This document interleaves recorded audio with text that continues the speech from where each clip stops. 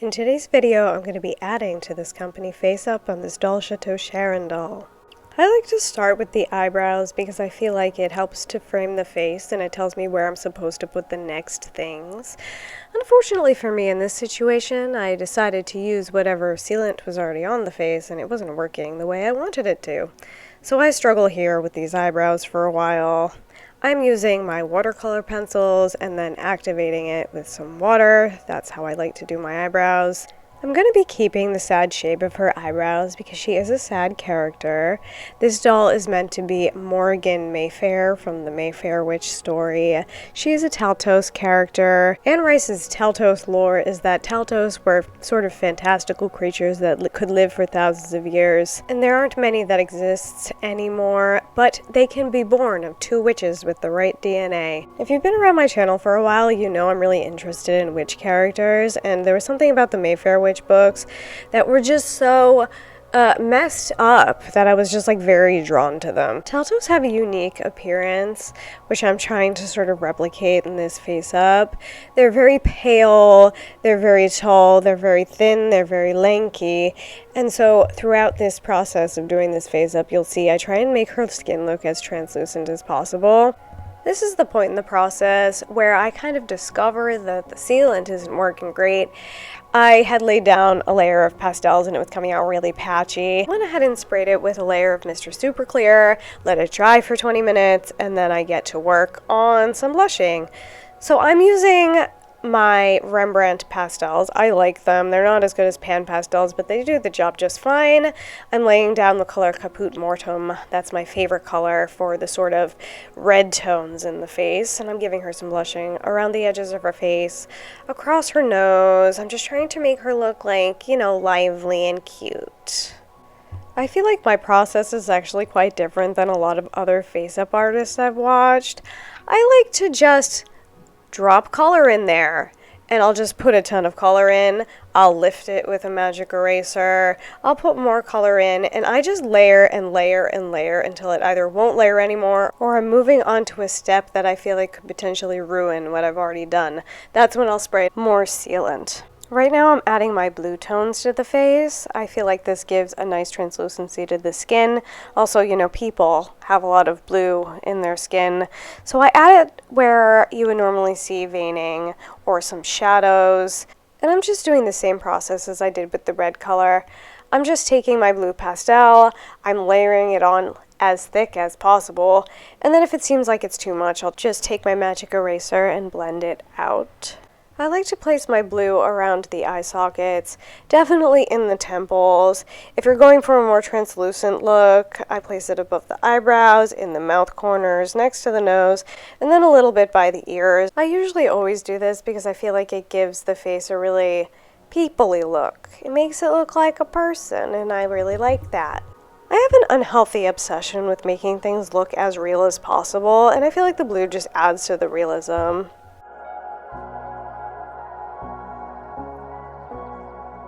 Here's where I start doing some veining on the face.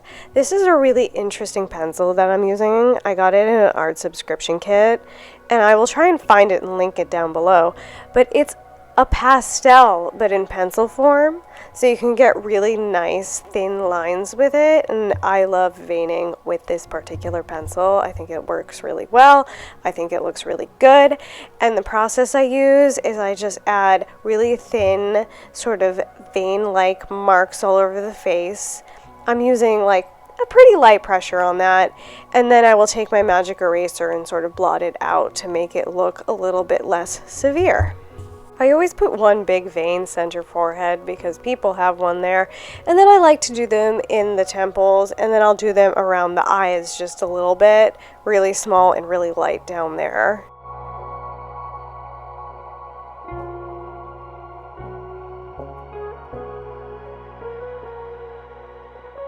And here's where I'm coming to the end of this layer. I feel like it looks good. I feel like it's time for a spray. So I spray it again with Mr. Super Clear, wait for it to dry for 20 minutes, and then I go to work on the waterline. I like to use pastels in the waterline because I feel like it's just the easiest for me.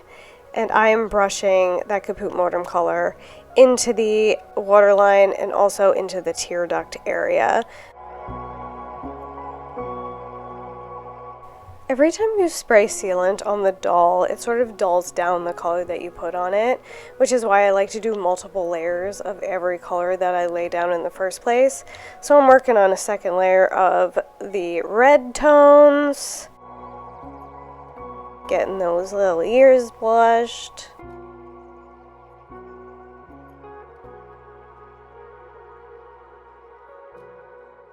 I've noticed a lot of people like to use a precise formula to do their face ups. They're like, on this layer I do this thing, on this layer I do this thing. That's not the way I work at all. I really just like to make it like sort of a free-form artistic process where I just play around with the color, I add it, I remove it, and then, I just do that until I come out with a result that I enjoy. So I'm adding more blushing, obviously, to the edges of the face.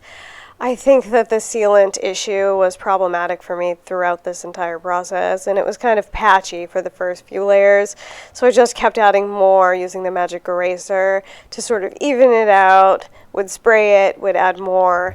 And a lot of the times when you have a patchy result, you can easily fix it that way. You just keep working with it until you've built up enough so that it doesn't look patchy anymore. Now I'm adding my second layer of blue pastels. I'm adding them to all the same places where I had put them before, just to build up that color a little bit. The character's skin in the book is described as sort of glowing and translucent, so I'm being even more heavy-handed with the blue than I normally would be, and I'm usually pretty heavy-handed with it anyway, I'm generally pretty heavy-handed and also like quite impatient while doing things, and I love to watch people who can sit there and very slowly and subtly build up color on their face ups. That's just not my journey, and so having the magic eraser has really helped me a lot. I'm just adding my second layer of veins now, just those really light little tree branch-like strokes all over the face. I laid them in pretty heavy and thick once again, and then I'm taking a brush and blending them out this time. That's nice. That's also a great technique to use, especially for the veins. And then I'm tapping it down with the magic eraser, of course.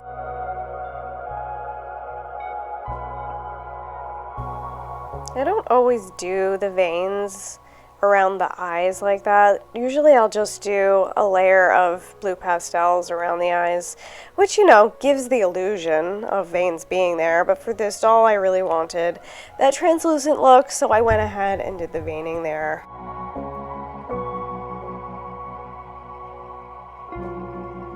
And it looks like I've decided it's time for more pink, so I add some more pink tones to the ears, around the edges of the face, and also underneath the chin.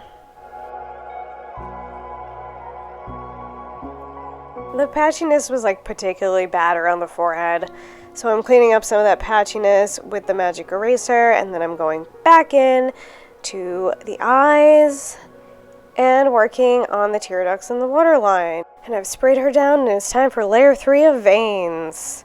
I usually do not do 3 layers of veins. I feel like usually it's a layer or 2. But I guess because I wanted her to look pale as pale could be, she gets more veins. And this, I think, is the layer where that red tone really started to layer up properly, and it started to look less patchy, and it's really coming together for me at this point. She's starting to look real cute, real good. Really like it. Going back in for another layer on the waterline. And yeah, this is how I always work. I just keep doing the same thing repeatedly over and over again and expecting different results because I'm an insane person.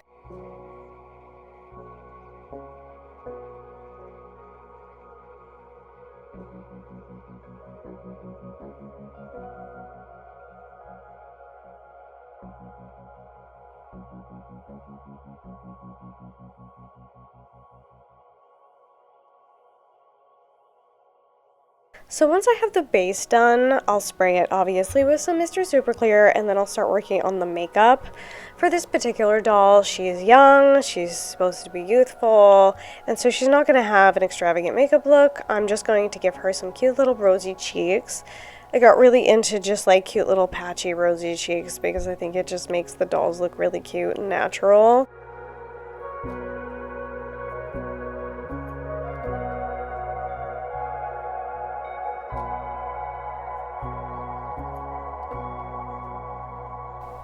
I just like to place that rosiness just at the center of the sort of base rosiness that's already there. I just want to really pop out that center.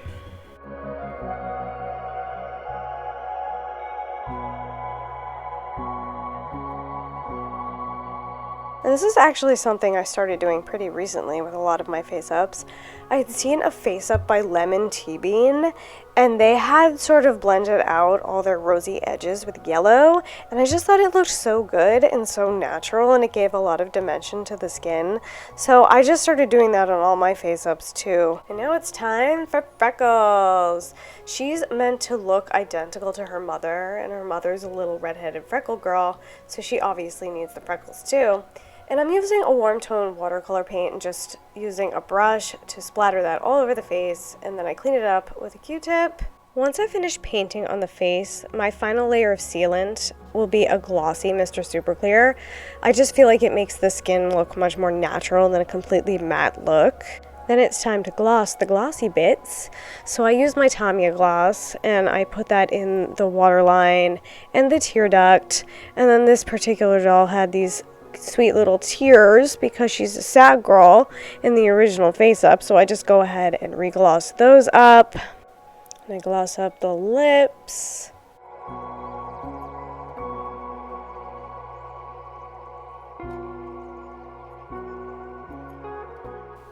I think she's looking super cute. I love the way she turned out. And now for some reason I left this in. Watch me struggle to try to put eyeballs in there. I just have a extraordinary hard time doing it. Every doll just turns out slightly off in the eyes. And so here's the look all put together. I really like the way her face turned out. She is wearing this cute little dress that I made her. It's just a girly pink dress with some floral detail. She really likes girly dresses, so I made her that. This wig is just a wig that I bought off of AliExpress and just styled a little bit. I washed it, I conditioned it, I sort of combed out the curls. And overall, I'm happy with her. She's okay. She turned out pretty good. So if you enjoyed watching me do a little bit of a custom on this doll, please like the video. And if you're enjoying the content you see here on this channel, please subscribe. And don't forget to hit the little bell button and click all notifications so YouTube will let you know every time I make a new post. And I hope you have a wonderful time. I hope you have a wonderful time. Goodbye.